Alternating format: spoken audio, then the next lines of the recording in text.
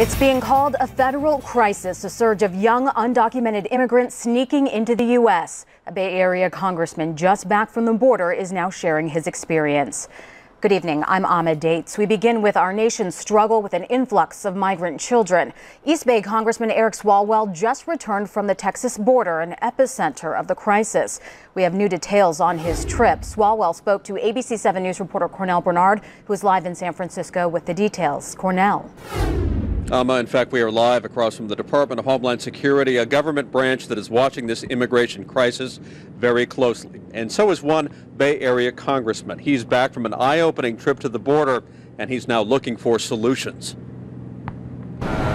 East Bay Congressman Eric Swalwell just returned from the Texas border, where thousands of unaccompanied children are overwhelming border crossings and are being detained for processing. He talked to a 17-year-old boy from El Salvador. And I asked him why he came here, and he said, mejor vida, which is better life.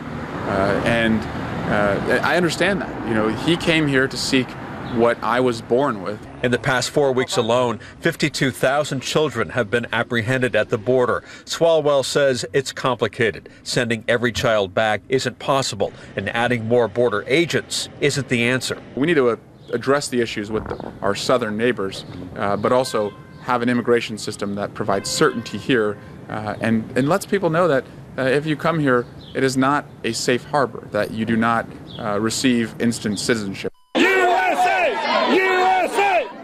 Meantime, the crisis in Murrieta, California continues to spill over as protesters on both sides of the immigration debate refuse to back down. The temperature was over 100 degrees, and it got very politically heated. Immigrant rights advocate Joey Johnson was there as groups of immigrants arrived by bus after crossing into the U.S. illegally. We're talking about buses full of children, children that have been traumatized by making a journey of, in some cases, over 1,000 miles alone from Central America. Murrieta protesters say they're not welcome. We're not going to stand for it. That's just how it is. There's thousands and millions of other people who've done it the right way. But for people to just come in here and ask for a free handout, that's my money. The White House calls it a humanitarian crisis. The president visits Texas next week, but so far, a trip to the border is not on his schedule. In San Francisco, Cornell Bernard, ABC 7 News.